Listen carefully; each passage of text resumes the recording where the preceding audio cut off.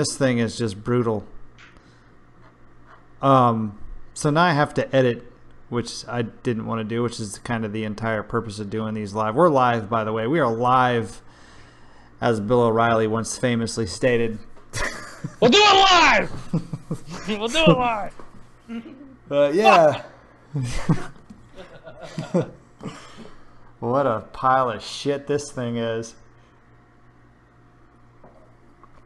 You know what it was, man? It happened right after I made Jason or Justin a moderator. As soon as it happened, it crashed. It's his fault. It's Down Phoenix's fault. Don't pick on Down Phoenix.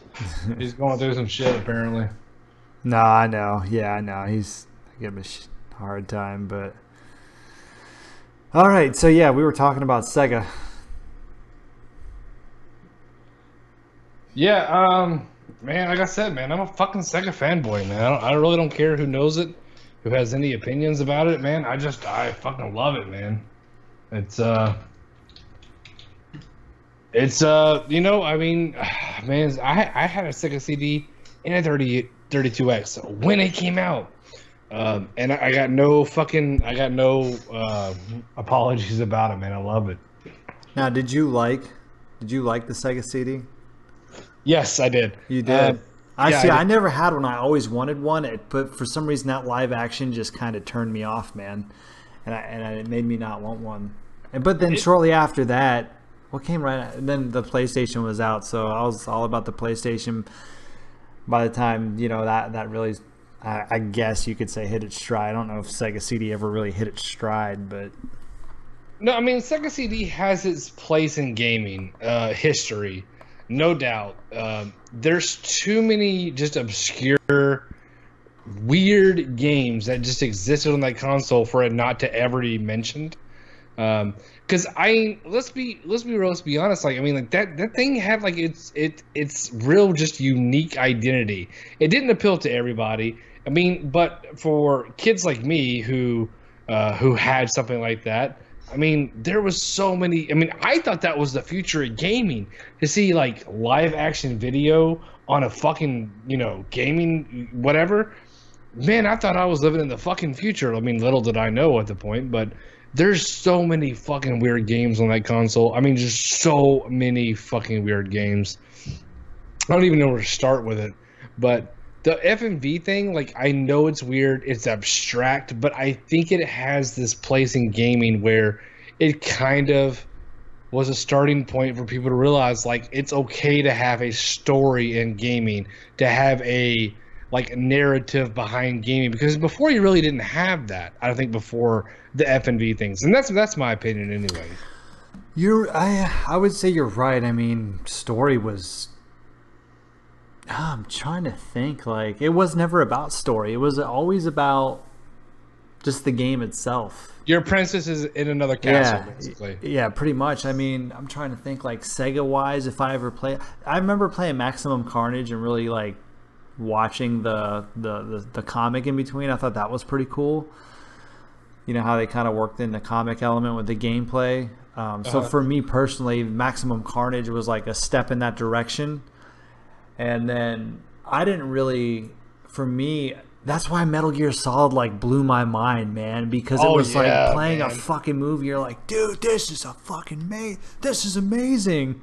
And you're like, it starts up with that opening sequence, and then he drops, he swims out of the sub, and then boom, you're in the game. It's like, oh shit, I'm playing right now. Yeah, Metal Gear Solid came out, man. Me and two other friends that I had at the time, man, we literally just... And that was the golden age, man. We sit there on the fucking couch, not away from each other, as friends, together in the same room, passing the controller. If you died, you had to pass a controller. And we literally beat that game in one day between the three of us, passing the controller, man. I love that type of shit, man. And, today it's just, everyone's just kind of so antisocial to do things like that. You can't just... You know what I mean? It's like it was just a different time, a different era, and you have like I think a lot of people have this nostalgia about games. Sometimes they don't realize, like, would you really want to go back and hang out with three people on a couch? No, because you have a cell phone and you have YouTube and all shit on it, and you watch Pornhub. You know what I mean? You know what I mean? Like, I don't know. Fuck, I got a cell phone. I don't need my friends anymore. But you get what I'm saying? Like, it's just a different time and a different age. Oh fuck, I forget what I was gonna say, but I was gonna talk about on the Metal Gear Solid thing. It was like, I think that's when I noticed games started to get easier though, because it wanted the player to experience the entire storyline. And I remember, I think I didn't really go kind of taking this whole thing full circle then. I really don't think I really started beating games until like Metal Gear Solid. What was the other one I mentioned earlier? But like those era of games where story became a crucial part of the game. Because it drove you to do more. It drove you to see that next scene. It drove you to see the conclusion. Yeah, I remember playing Metal Gear Solid thinking like this is like one of the first games I'm really going to beat without cheating. Like cuz I got a PlayStation 1 late. And like Nintendo, I had the Game Genie and that for the Nintendo, shit like that. But yeah, but at the same time though, that's not necessarily a bad thing, because I think it, like you talk about like modern gaming. Like I just played Ori and the Blind Forest, which is a difficult game. It's not an easy game. It actually has a kill counter, how many times you died. I think I died like 376 times throughout the game. And but it was one of those things where if I got stuck, I wanted to like beat that part because I wanted to know what was coming up next. Like I was like, I have to beat this so I can find out what happens. Yeah, you know, and that's a big driving force. I think in a lot of games, people don't really, sometimes take time to, respect. A lot of times, gameplay is the main focus of the gaming, whatever you want to do. But you still, I mean, honestly, story I think is more important than gameplay at most points. There's a lot of games that I've beaten just because I wanted to see the conclusion. And this is before YouTube, where I could just type it in and fucking see. Final Fantasy VII was my first RPG game, or I guess RPG game, or turn-based RPG, whatever the fuck you want to call it. And it took me almost 3 years to beat that game. And I got to Sephiroth, which is the final boss in that game, and I couldn't do it. I couldn't beat it. I said, fuck it. This game's too hard. I'm watching a YouTube idiot. video. But you get what I'm saying, Yeah. right? And I was like, I wanted to see the conclusion of that game so bad because I put so much time and effort into this fucking long-ass RPG game. I've gotten to know the characters so much. I want to know what in the fuck is going to happen when you beat this final boss. And I was like in whatever fucking store, and I stumbled across a Final Fantasy VII strategy guide. And I read it. I ended up buying it for like $7 or whatever it was to help me beat the game. Because I got to the final boss. I got all the way up to that on my own. And I realized I just didn't do enough grinding, et cetera, et cetera. But anyway, I ended up beating the final boss with the help of the strategy guide.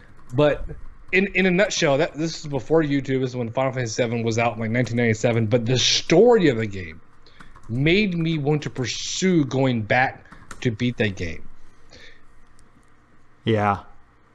God damn it. I keep losing my train of thought. I've had like 2.5 beers. but It's all good, man. That, and I'm tired, dude. We finally had our pool done today, so I was swimming in it till like from like 7:30 to 9:30. I was in the pool. Hell yeah! If somebody built me a pool in my backyard, man, you had to fucking literally pull a gun and be like, get the fuck out of the pool. Well, get out of it. Like I'm not done, man. I'm not done. Well, and you know what sucks, bro? I gotta drive out to like western Arizona tomorrow, eastern Arizona, because I'm moving my mother-in-law from Safford, which is a small mining town, almost to the border of New Mexico, and I'm moving her back to Phoenix. So it's a 3-hour drive. So I gotta get up early. I gotta get the truck, go get her shit. She didn't have a lot of stuff, so it'll be an easy move. But it's 6 hours in the car.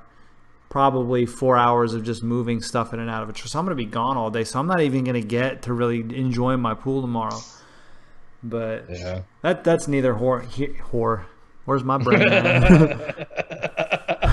I got that vasectomy, man. That's all I think about now. It's just, blowing loads without any consequences. But Yeah, man. What were we talking? Were we talking about games, storylines and games? But Fuck, I don't even fucking know, man. Fuck. No, but I guess my perspective on games when it comes to storylines is like I get driven by a story if it's enthralling and I appreciate it. And gameplay also like is a big factor into that. But I guess what I'm getting back into like the Sega CD age type thing is like Sega CD games were fucking weird. But sometimes like the story was so weird, you just wanted to know where it was going. Because you're like, there's a dude in a Hawaiian shirt like eating a hot dog, like flipping off a poodle, and you're like, I don't know why this is happening, and game is fucking weird, but I just want to know why he's flipping off the poodle, and also where he got that hot dog from. Like, you know what I'm saying? That hot dog, yeah. But they were just so weird, and I'm like, I just gotta know like why this existed and what the conclusion of this is. Trying to think if I've played any weird games like that. Usually, if the gameplay is good and the story's weird, I'll stick with it. But if they're both like subpar, I'm Did out. you ever play? Did you ever play No Heroes, or what the fuck was it called? No More Heroes. Did you ever play No More Heroes? No, but I know what you're talking about, and I remember seeing trailers for it and thinking that was a pretty weird game. Okay, do you have a Wii? Like original? I do, yeah, I do. Get it on Wii. I know it came out on PS3. Get it on Wii. Dude, trust me. It's so like Quentin Tarantino meets Kill Bill meets just, I mean, it's so abstract and so weird. It's like hands down one of the most weirdest, strangest games that you can play. But it's dialogue, it's goriness and everything. It has so much fucking character, dude. So much character, and it's so interesting. Wow. Basically, it's about this dude who like really wants to fuck this chick, and the only way he can do it is by beating the 10 best assassins in the world. And that's and literally that's his motivation. That's his motivation. That's good motivation. Yeah, and like he literally uses a fucking lightsaber on top of all of that. So you tell me that's not like the most set up to like one of the most fucking brilliant games in our fucking generation. Oh man. Lightsabers and assassins. I mean, and insects. I mean, that's pretty much that does it. Yeah, it's dope, man. It's another one of those weird abstract games that like, you know, the gameplay on that game, like to bring to, I guess, to our point is the gameplay on it is not great. It's average at best, but the story is so weird and abstract. Like even though the gameplay is somewhat average, it makes you want to see what you're and like. You go up and literally you fight through a small part of a level and you go up against an assassin, and like the assassins are like they have a personality of their own and they're so abstract and so weird. Like you have a guy who literally you fight a guy who's a like Clint Eastwood dude like with a 6-shooter on a baseball field, you know, and you're like it's so weird and abstract and it's just so interesting. And that's where I guess where I'm going. My point is like some of the stories and games are so enthralling. Even the gameplay can't be sometimes amazing. The story is what drives you to beat it. And there's other games at the same time where you get gameplay that's what drives you to beat the game. Yeah, no doubt. So Don Phoenix said it's the same guy who made Lollipop Chainsaw, the cheerleader zombie game on the 360. Yep. What's his name? Suda51. Suda51. Yeah. He made one game that I have not played yet. It was like some weird. I think it was on Xbox only or some shit. I don't know. But he did make one game that I didn't play. But he's a weird Asian video game maker of like with a Quentin Tarantino style. And like if that doesn't appeal anyone, like I don't know how to draw you to it. Well, I'll tell you what, man. There are some strange Japanese developers. Just spend some time on Steam for a little bit, and you'll find that out real quick. Oh yeah, trust me. Yeah, Holy shit. Yeah, but so. Steam is a place where just, man, I have found some fucking strange fucking things on Steam. But it's kind of the point where it's like I feel like fucking Joe next door is just like making a game like, this is so deep and interesting. And I'm like, no, it's not. No, this is not. This is not interesting. This is not deep. It's like you knew how to like fucking program a game, so you made something. And you think it's deep. Like this is not deep. This is ridiculous and stupid. You're taking a shower with your stepdad, which is actually a game, by the way. Yeah, I saw it. And I was like, Nope. Shit, man. Well, hey, listen, man. I'm gonna wrap this up before my crappy. This, you know, it's funny. This actually isn't a crappy computer. It's a A10 with an R6, I think. It's a decent laptop. It's just I would never buy an AMD chipset again. They're garbage. But The video, man. yeah, my i5 upstairs is 1,000 times better. But it's my kids are sleeping and I can't stream from that one. So this will do, man. So episode 2 was pretty good, man. I really appreciate it. Absolutely, man. I hope I can. You might become an official co-host for these as long as you can make it. So, yeah, pretty rare occasions though, man. I usually work Friday, Saturday, and Sunday in my business that I do. So, no, I mean, anytime I have time, man, you hit me up. Absolutely, man. I'd be more than happy to join your show, man. It's been a lot. Every time I've joined, it's been a lot of fucking fun. Yeah, now I gotta go back and edit this shit. I gotta tie the two together and then re-upload, but. Not any of your fault, but fuck. Yeah. Well, that's you know what? That's the consequences of doing it live, I guess. So it happens, man. It happens. But hey, man, I'm gonna kill the stream. You know, hey, bro, I appreciate it, and I'll definitely, hopefully, see you next week, man. Absolutely, man. Once again, thanks a lot for having me on, man. But hey, don't take any more phone calls from Shia LaBeouf, man. Funny, yeah. Most deaf, yeah. Fuck that guy. Don't trust him. For those who want to know what we're talking about, go sub to Kamikaze Soundwavez and check out his Shia LaBeouf video and all the other good shit he's got. But hey, listen, man, I'll check you later. You know, be easy, man. All right, man. Later. Later. Got this shit.